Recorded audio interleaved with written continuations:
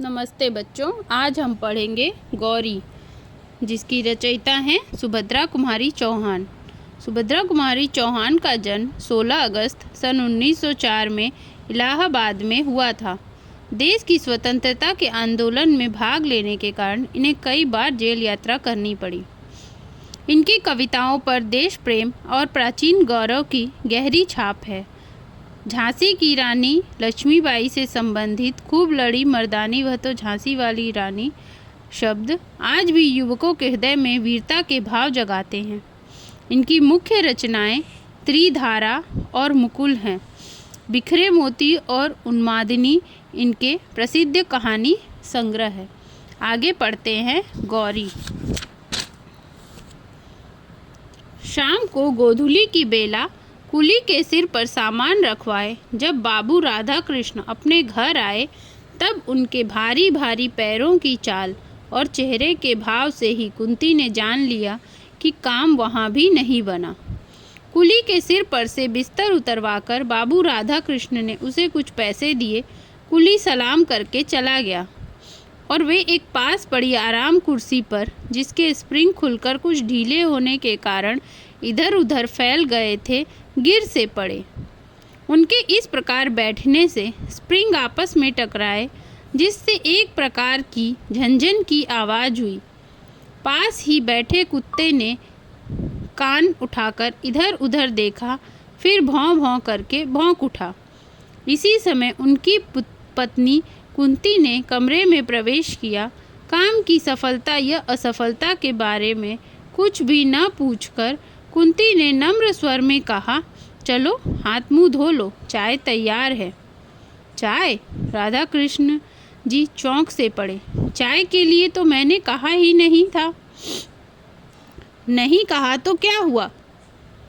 P low चलकर, कुंती ने आग्रहपूर्वक कहा। अच्छा चलो, कहते हुए राधा कृष्ण जी पत्नी के पीछे पीछे चले गए। गौरी अपराधिन की भांति माता पिता दोनों की दृष्टि से बचती हुई पिता के लिए चाय तैयार कर रही थी। उसे ऐसा लग रहा था कि पिता की सारी कठिनाइयों की जड़ वही है। न वह होती और न पिता को विवाह की चिंता में इस प्रकार स्थान स्थान घूमना पड़ता। वह मुंह खोलकर किस प्रकार कह दे कि उसके विवाह के लिए इतनी अधिक परेशानी उठाने की आवश्यकता नहीं है। माता पिता चाहे जिसके साथ उसकी शादी करें वह सुखी रहेगी, न करें तो भी वह सुखी है। जब विवाह के लिए उसे जरा भी चिंता नहीं, तब माता पिता इतने परेशान क्यों रहते हैं? गौरी यही न समझ पाती थी। कभी कभी वह सोचती, क्या मैं माता पिता को इतनी भारी हो गई हूँ? रात दिन मेरे सिवा विवाह के उन्हें और कुछ सूझता ही नहीं। तब आत्मग्लानि और क्षोभ से गौरी का रोम रोम व्यथित हो उठा। उसका जी चाहता था धरती फटे और वह समा जाए, किंतु ऐसा कभी न हुआ। गौरी जो पूनों की चांद की तरह बढ़ना भर जानती थी, घटने का जिसके पास कोई साधन नहीं था, राधा कृष्ण जी के लिए चिंता की सामग्री हो गई। वे उस योग्य वर के साथ करना चाहते थे, यही सबसे बड़ी कठिनाई थी। योग्य पात्र का मूल्य चुकाने लायक उनके पास यथेष्ट संपत्ति न थी। यही कारण था कि गौरी का यह 19वां साल चल रहा था, फिर भी वे उसके हाथ पीले न कर सके। गौरी ही उनकी अकेली संतान थी। छुटपन से ही गौरी का बड़ा लाड़ प्यार हुआ था। प्रायः उसकी उचित अनुचित सभी हठ पूरी हुआ करती थी। इसी कारण गौरी का स्वभाव निर्भीक, दृढ़ निश्चयी और हठीला था। वह एक बार जिस बात को सोच समझ कर कह दे, फिर उस बात से कोई हटा नहीं सकता था। पिता की परेशानियों को देखते हुए अनेक बार उसके जी में आया कि वह पिता से साफ साफ पूछे कि आखिर वे उसके विवाह के लिए इतने चिंतित क्यों हैं। वह स्वयं तो विवाह को इतना आवश्यक नहीं समझती, और अगर पिता विवाह को इतना अधिक महत्व देते हैं तो फिर पात्र और कुपात्र क्या? विवाह करना है, कर दें किसी के साथ, वह हर हालत में सुखी और संतुष्ट रहेगी।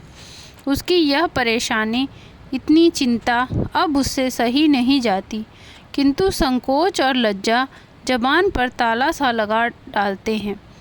1000 बार निश्चय करके भी वह पिता से यह बात न कर सकी। पिता को आते देख गौरी चुपके से दूसरे कमरे में चली गई। राधा कृष्ण जी ने जैसे बेमन से हाथ मुंह धोया और पास ही रखी हुई एक कुर्सी पर बैठ गए। वहीं एक मेज पर कुंती ने चाय और कुछ नमकीन पूरियां पति के सामने रख दी। पूरियों की तरफ राधा कृष्ण जी ने देखा भी नहीं, चाय का प्याला उठाकर पीने लगे।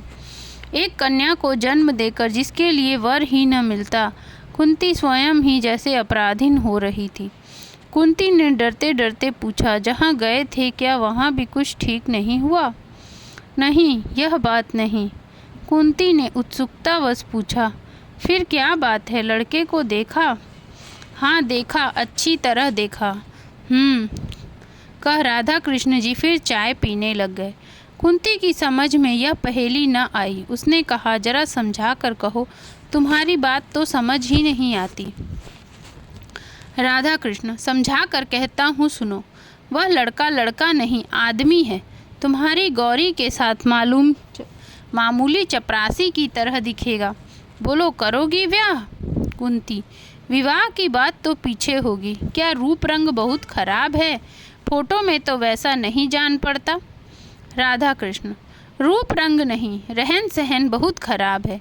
इतनी सीधाई भी तो अच्छी नहीं होती, जिसके पीछे आदमी आदमी न दिखे।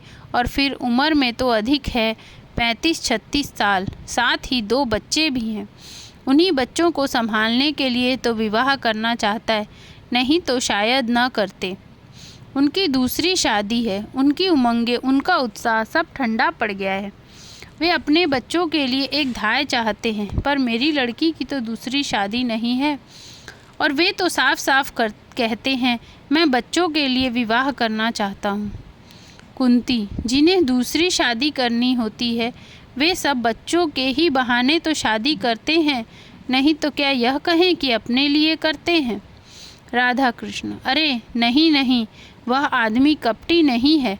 उनके भीतर कुछ और बाहर कुछ हो ही नहीं सकता। हृदय तो उनका दर्पण की तरह साफ है, पर उनका खादी का कुर्ता, गांधी टोपी, फटे फटे चप्पल देखकर जी हिचकता है। वह कहीं नेता बनकर व्याख्यान देने लायक तो है, पर किसी के घर दूल्हा बनकर जाने लायक नहीं है। इसके अलावा 30 रुपये कुल उनकी तनख्वाह है। कांग्रेस दफ्तर में सेक्रेटरी का काम करते हैं। 3 बार जेल जा चुके हैं। किस दिन चले जाएं कुछ ठिकाना नहीं। कुंती, आदमी तो बुरा नहीं जान पड़ता। राधा कृष्ण, बुरा आदमी तो मैं भी नहीं कहता उसे, पर वह गौरी का पति होने लायक नहीं है। सच बात यह है। कुंती, फिर तुमने क्या कह दिया? राधा कृष्ण, क्या कह देता? उसे बुला लाया हूँ, अगले इतवार को आवेंगे, जिससे तुम भी उन्हें देख लो। वे आने के लिए तो बड़ी मुश्किल से तैयार हुए। कहने लगे, नहीं साहब, मैं लड़की देखने ना आऊँगा। इस तरह लड़की देखकर मुझसे किसी लड़की का अपमान नहीं किया जाता। फिर जब मैंने उन्हें समझा कर कहा, आप लड़की को देखेंगे, लड़की और उसकी माँ आपको देख लेगी, तब कहीं बड़ी मुश्किल से राजी हुए। गौरी दरवाजे की आड़ में खड़ी सब बातें सुन रही थी। जिस व्यक्ति के प्रति उसके पिता इतने असंतुष्ट और उदासीन थे, उसके प्रति गौरी के हृदय में अनजाने ही कुछ श्रद्धा के भाव जागृत हो गए। राधा कृष्ण जी पान का बीड़ा उठाकर अपनी बैठक में चले गए और उसी रात उन्होंने अपने कुछ मित्रों और रिश्तेदारों को गौरी के लिए योग्य वर तलाशने के लिए कई पत्र लिखे। अगला इतवार आया। आज ही सीताराम जी गौरी को देखने या अपने आप को दिखलाने आएंगे। राधा कृष्ण जी ने यह पहले से ही कह रखा है, किसी बाहर वाले को कुछ न मालूम पड़े कि आज कोई गौरी को देखने आया है। अतएव यह बात कुछ गुप्त रखी गई है। घर के भीतरी आंगन में ही उसने बैठने का प्रबंध किया गया है। 3-4 कुर्सियों के बीच में एक मेज है, जिस पर एक धुला हुआ खादी का कपड़ा बिछा दिया गया है और एक गिलास में आंगन के ही गुलाब के कुछ फूलों को तोड़कर गुलदस्ते का स्वरूप दिया गया है। बहुत ही साधारण सा आयोजन है। सीताराम जी सरीखे व्यक्ति के लिए किसी विशेष आडंबर की आवश्यकता भी तो न थी। यथा समय सीताराम जी अपने दोनों बच्चों के साथ आए। बच्चे भी वही खादी के कुर्ते और हाफ पैंट पहने थे। न जूता, न मोजा, न किसी प्रकार का ठाट बाट, पर दोनों बड़े प्रसन्न, बड़े हंसमुख। आकर घर में वे इस प्रकार खेलने लगे जैसे इस घर से वे चिर परिचित हों। कुंती एक तरफ बैठी थी। बच्चों के कोलाहल से परिपूर्ण घर उसे क्षण भर के लिए नंदन कानन सा जान पड़ा। उसने मन ही मन सोचा, कितने अच्छे बच्चे हैं। यदि बिना किसी प्रकार का संबंध हुए भी सीताराम जी इन बच्चों को संभालने का भार उसे सौंप दें तो वह खुशी खुशी ले ले। वह बच्चों के खेल में इतनी तन्मय हो गई, क्षण भर के लिए भूल बैठी कि सीताराम जी भी बैठे हैं, उनसे भी कुछ बातचीत करनी है। इसी समय अचानक छोटे बच्चों को कुछ याद आया हो। वह दौड़कर पिता के पास गए, उनके पैरों के बीच में खड़े होकर बोले, बाबू, तुम तो कहते थे ना माँ को दिखाने ले चलते हैं, माँ कहाँ है, बतलाओ। सीताराम जी ने किंचित हंसकर कहा, ये माँ जी बैठी हैं, इनसे कहो यही तुम्हें दिखाएंगी। बालक ने मचल कर कहा, तुम दिखाओ। इसी समय एक बड़ी सी सफ़ेद बिल्ली आंगन से होती हुई भीतर को भाग गई। बच्चे बिल्ली के पीछे सब कुछ भूलकर दौड़ते हुए अंदर चले गए। गौरी पीछे बरामदे में चुपचाप खड़ी थी। वह न जाने किस ख्याल में थी।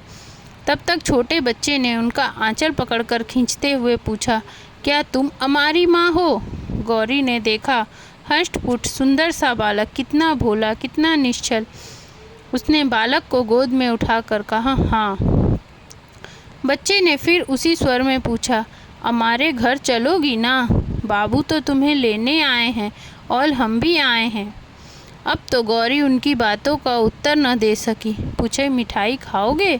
हाँ, खाएंगे, दोनों ने एक ही साथ एक स्वर में उत्तर दिया। एक क्षण बाद कुंती ने अंदर आकर देखा, छोटा बच्चा गौरी की गोद में और बड़ा उसी के पास बैठा मिठाई खा रहा है। एक निश्वास के साथ कुंती बाहर चली गई। थोड़ी देर बाद जो ही गौरी ने ऊपर आंख उठाई, उसने माता पिता दोनों को सामने खड़ा पाया। पिता ने स्नेह के स्वर में पुत्री से कहा, बेटी जरा चलो, चलती हो ना? गौरी ने कोई उत्तर न दिया। उसने बच्चों का हाथ मुंह धुलाया, उन्हें पानी पिलाया, फिर माँ के पीछे पीछे बाहर चली गई। बच्चे अब भी उसको घेरे थे, वे उसे छोड़ना नहीं चाहते थे। बड़ी मुश्किल से सीताराम जी उन्हें बुलाकर कुछ देर तक अपने पास बिठा सके, किंतु जरा सा मौका पाते ही फिर गौरी के आसपास बैठ गए। पिता के विरुद्ध उन्हें कुछ नालिशें भी दायर करनी थी, जो पिता के पास बैठकर न कर सकते थे। छोटे ने कहा, बाबू, हमें अभी खिलौने नहीं ले देते। बड़े ने कहा, मिठाई भी तो कभी नहीं खिलाते। छोटा बोला, और हमें छोड़कर दफ्तर चले जाते हैं, दिन भर नहीं आते बाबू, अच्छे नहीं हैं। बड़ा बोला, माँ तुम चलो, नहीं तो हम भी यहीं रहेंगे। बच्चों की बातों से सभी को हंसी आ रही थी। कुंती ने बच्चों से कहा, तो तुम दोनों भाई यहीं रह जाओ, बाबू को जाने दो, है ना? ठीक। काफ़ी देर हो गई। यह देखकर सीताराम जी ने कहा, समय बहुत हो चुका है, अब चलूँगा, नहीं तो शाम की ट्रेन न मिल सकेगी। फिर राधा कृष्ण जी की तरफ देखकर कहा, आप लोगों से मिलकर बड़ी प्रसन्नता हुई। लड़की तो आपकी साक्षात लक्ष्मी है, और यह मैं जानता था कि आपकी लड़की ऐसी ही होगी, इसलिए देखने को नहीं आना चाहता था। फिर कुछ ठहर कर बोले, और सच बात तो यह है कि मुझे पत्नी की उतनी ज़रूरत नहीं जितनी इन बच्चों को ज़रूरत है, एक माँ की। मेरा क्या ठिकाना, आज बाहर हूँ, कल जेल में। मेरे बाद इनकी देख रेख करने वाला कोई नहीं रहता। यही सोच समझकर विवाह को तैयार हो सका हूँ, अन्यथा इस उम्र में विवाह, कहकर वे स्वयं हंस पड़े। राधा कृष्ण जी ने मन ही मन सोचा, तो मेरी लड़की इन बच्चों की धाय बनकर रह जाएगी। कुंती ने सोचा, कोई भी स्त्री ऐसे बच्चों का लालन पालन कर अपना जीवन सार्थक बना सकती है। गौरी ने मन ही मन इस महापुरुष के चरणों में प्रणाम किया और बच्चों की ओर ममता भरी दृष्टि से देखा, जैसे यह दृष्टि कह रही थी, किसी विलासी युवक की पत्नी बनने के बजाय मैं इन भोले भाले बच्चों की माँ बनना पसंद करूँगी। सीताराम जी को जाने के लिए प्रस्तुत देख बच्चे फिर गौरी से लिपट गए। यदि राधा कृष्ण जी झूठ ही सही एक बार भी कहते बच्चों को छोड़ जाओ, तो सीताराम जी बच्चों को छोड़कर निश्चिंत होकर चले जाते। परंतु इस ओर से जब ऐसी कोई बात न हुई, बच्चों को सिनेमा, सर्कस, मिठाई का प्रलोभन देकर बड़ी कठिनाई से गौरी से अलग करके वे ले जा सके। जाते समय सीताराम जी को पक्का विश्वास था कि विवाह होगा, केवल तारीख निश्चित करने भर की देर है। सीताराम जी उस पत्र की प्रतीक्षा में थे जिसमें विवाह की निश्चित तारीख लिखकर आने वाली थी। देश की परिस्थिति, गवर्नमेंट का रुख, महात्मा जी के वक्तव्यों को पढ़कर वे जानते थे कि निकट भविष्य में फिर सत्याग्रह संग्राम छिड़ने वाला है। न जाने किस दिन उन्हें फिर जेल का मेहमान बनना पड़े। पिछली बार जब गए थे तब उनकी बूढ़ी बुआ थी, पर वे तो अब नहीं रहीं। यह कहारिन क्या बच्चों की देखभाल कर सकेगी? बच्चों को कि उन्हें बड़ी चिंता थी और बच्चे भी सदा ही माँ की रट लगाए रहते थे। उन्होंने एक बार फिर पत्र राधा कृष्ण जी को शीघ्र ही तारीख निश्चय करने के लिए लिख भेजा। उधर राधा कृष्ण जी दूसरे की बात तय कर रहे थे। उन्होंने सीताराम जी के पत्र में उत्तर लिख भेजा, गौरी की माँ पुराने ख्याल की हैं, वे बिना जन्मपत्री मिलाए विवाह नहीं करना चाहती, अतएव आप अपनी जन्मपत्री भेज दे। पत्र पढ़ने के साथ ही सीताराम जी को यह समझते देर न लगी कि यह विवाह न करने का केवल बहाना मात्र है। फिर भी उन्होंने जन्मपत्री भेज दी। जन्मपत्री भेजने के कुछ दिन बाद ही उत्तर आ ही गया, जन्मपत्री नहीं मिलती, इसलिए विवाह न हो सकेगा, क्षमा कीजिएगा। राधा कृष्ण जी को गौरी के लिए दूसरा वर मिल गया था, जो उनकी समझ में गौरी के बहुत योग्य था। धनवान ये भी अधिक न थे, पर अभी अभी नायब तहसीलदार के पद पर नियुक्त हुए थे। आगे और भी उन्नति की आशा थी। बीए पास, देखने में अधिक सुंदर न थे, बदशक्ल भी कहे जा सकते थे, पर पुरुषों की भी सुंदरता कहीं देखी जाती है। उम्र कुछ अधिक न थी, यही 24-25 साल। लेने देने का झगड़ा भी यहाँ न था। पहले शादी थी और माँ बाप, भाई बहन से भरा पूरा परिवार था। राधा कृष्ण जी इससे अधिक और चाहते भी क्या थे। ईश्वर को उन्होंने कोटिश धन्यवाद दिए, जिसकी कृपा से ऐसा वर उन्हें गौरी के लिए मिल गया। विवाह आगामी आषाढ़ में होना निश्चित हुआ। दोनों तरह से विवाह की तैयारी हो रही थी। राधा कृष्ण जी बड़ी तन्मयता के साथ गहने कपड़ों का चुनाव करते थे। सोचते थे देर में शादी हुई तो क्या हुआ, वर भी तो कितना अच्छा ढूंढ निकाला है। कुंती भी खुश थी। उनकी आंखों में वह दृश्य झूलने लगता था कि उनका दामाद छोटा साहेब हो गया है। बेटी दामाद दोनों बच्चों के साथ उससे मिलने आए हैं, किंतु बच्चों की बात सोचते ही उसे सीताराम जी के दोनों बच्चे तुरंत याद आ जाते और आ जाती याद सीताराम जी की। बच्चों की देख रेख करने वाला कोई नहीं है। फिर वह सोचती, दुनिया में और भी तो लड़कियां हैं, कर ले शादी, क्या मेरी गौरी ही है। इस प्रकार पति पत्नी दोनों ही प्रसन्न थे, पर गौरी से कौन पूछता कि उसके हृदय में कैसी हलचल मच रही है। रह रहकर उन्हें बच्चों का भोला भाला मुँह और मीठी मीठी बातें याद आ जाती और साथ ही याद आ जाते नम्र और सादगी के प्रतिमा सीताराम जी। उनकी याद आते ही श्रद्धा से गौरी का माथा अपने आप ही झुक जाता। देशभक्त त्यागी वीरों के लिए उनके हृदय में बड़ा सम्मान था। सीताराम जी ने भी तो वीर बनकर देश के लिए अपने जीवन का उत्सर्ग कर दिया है। नहीं तो बीए पास करने के बाद क्या प्रयत्न करने पर उन्हें नायब तहसीलदार न मिलती क्यों नहीं। पर सीताराम जी सरकार की गुलामी पसंद करते तब ना। दूसरी ओर थे उनके होने वाले वर साहेब तहसीलदार, जिन्हें अपने आराम और अपनी ऐश के लिए ब्रिटिश गवर्नमेंट के जरा से इंगित मात्र पर नीरो देशवासियों के गले पर छुरी फेरने में जरा भी संकोच या हिचक नहीं। जिसके सामने कुछ चांदी के टुकड़े फेंक दिए जाते, वे दुम हिलाते हुए निंदा से निंदा कर्म करने में भी किंचित लज्जित नहीं होते। गौरी से घृणा से गौरी का जी भर जाता, किंतु उसके मनोभावों को जानने वाला यहाँ कोई नहीं था। वह रात दिन एक प्रकार की अव्यक्त पीड़ा से विकल सी रहती थी। बहुत चाहती थी कि अपनी माँ से कह दे वह नायब तहसीलदार से शादी न करेगी, किंतु लज्जा उसे कुछ कहने भी नहीं देती। ज्यों ज्यों विवाह की तिथि नज़दीक आती, गौरी की चिंता बढ़ती ही जाती थी। विवाह की निश्चित तारीख से 15 दिन पहले एक दिन एकाएक तार आया कि नायब तहसीलदार साहेब के पिता का देहांत हो गया। इस मृत्यु के कारण विवाह साल भर को टल गया। गौरी के माता पिता बड़े दुखी हुए, किंतु गौरी के सर पर से चिंता का पहाड़ सा हट गया। इसी बीच सत्याग्रह आंदोलन की लहर सारे देश भर में बड़ी तीव्र गति से फैल गई। शहर शहर में गिरफ्तारियों का तांता सा लग गया। रोज ही न जाने कितने गिरफ्तार होते, कितनों को सजा होती। कहीं लाठीचार्ज, कहीं धारा। सरकार की दमन की चक्की बड़े भयंकर रूप से चल रही थी। गौरी को उन बच्चों की चिंता थी। जब से सत्याग्रह संग्राम छिड़ा था, तब से उसे चिंता थी कि न जाने कब सीताराम जी गिरफ्तार हो जाएंगे और फिर वे बच्चे बेचारे, उन्हें कौन देखेगा। रोज का अखबार ध्यान से पढ़ती और इसी प्रकार उसने एक दिन पढ़ा कि राजद्रोह का अपराध में सीताराम जी गिरफ्तार हो गए और उन्हें 1 साल का सपरिश्रम कारावास हुआ है। इस समाचार को पढ़कर गौरी कुछ क्षण तक स्तब्ध सी खड़ी रही, फिर कुछ सोचती हुई टहलने लगी। कुछ देर बाद उसने अपना कर्तव्य निश्चित कर लिया। वह माँ के पास गई। माँ कोई पुस्तक देख रही थी। उसने अपने सारे साहस को समेटकर दृढ़ता से कहा, माँ मैं कानपुर जाऊंगी। कानपुर में क्या है? आश्चर्य से कुंती ने पूछा।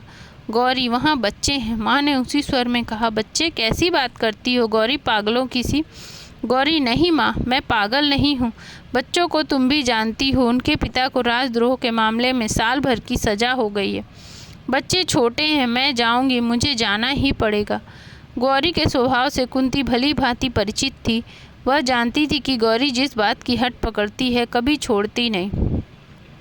अतः सहसा वह गौरी का विरोध न कर सकी। बोली, पर तेरे बापू जी तो बाहर गए हैं, उन्हें तो आने दे। पर गौरी ने दृढ़ता के साथ कहा, बापू के आने तक नहीं ठहर सकूंगी माँ, मुझे जाने दो। रास्ते में मुझे कुछ कष्ट न होगा, अब मैं काफ़ी बड़ी हो गई हूँ। और उसी दिन शाम को एक नौकर के साथ गौरी कानपुर चली गई। साल भर बाद अपनी सज़ा पूरी करके सीताराम जी घर लौटे।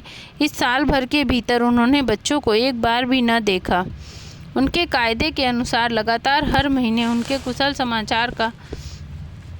समाचार मिल जाता था, पर उन्हें बच्चों की चिंता ही बनी रहती थी।